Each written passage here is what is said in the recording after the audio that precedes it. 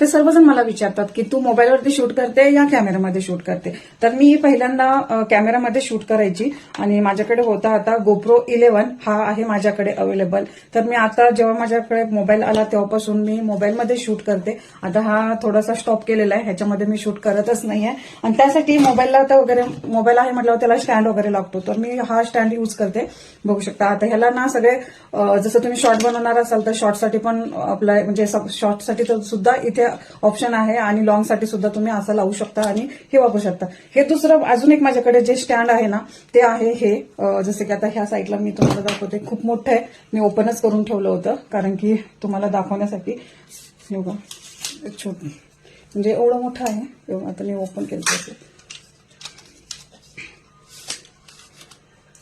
हे आहे जसं आपलं सेल्फी स्टिक असतं ना तसं सेम आहे. आपण ह्याच्यामध्ये पण व्हिडिओ शूट करू शकतो. जसं आता ह्याच्यात छोटीशी एक लाईट पण दिलेली आहे आणि हे आपण जर लॉंग व्हिडिओ बनवायचा असेल तर आपण असा मोबाईल लावू शकतो. ह्याला इथे असं क्लिप दिले छोट्या छोट्या, त्या क्लिप असं करून इथे मोबाईल लावू शकतो आपण.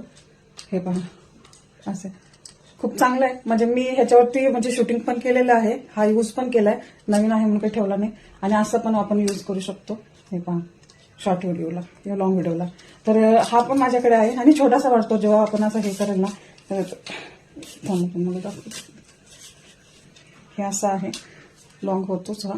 त्यानंतर माझ्याकडे अजून एक आहे दुसरा स्टँड, तो पण मी यूज करते. तो पण घरी जेव्हा मी शूटिंग करते, शॉर्ट व्हिडिओ वगैरे इंस्टाला वगैरे बनवते तर तो मी वापरते. तो मी आता जस्ट ह्या स्टँडला लावलेला आहे. तर माझ्याकडे हा एक स्टँड आहे, तर हा मी घरी पण वापरते इंस्टासाठी वगैरे. जेव्हा मी रील्स बनवते ना तेव्हा हा स्टँड वापरते मी. तर माझ्याकडे एवढेच काही इक्विपमेंट आहेत युट्यूबसाठी जे काही मी डेली यूजमध्ये यूज करत असते बस.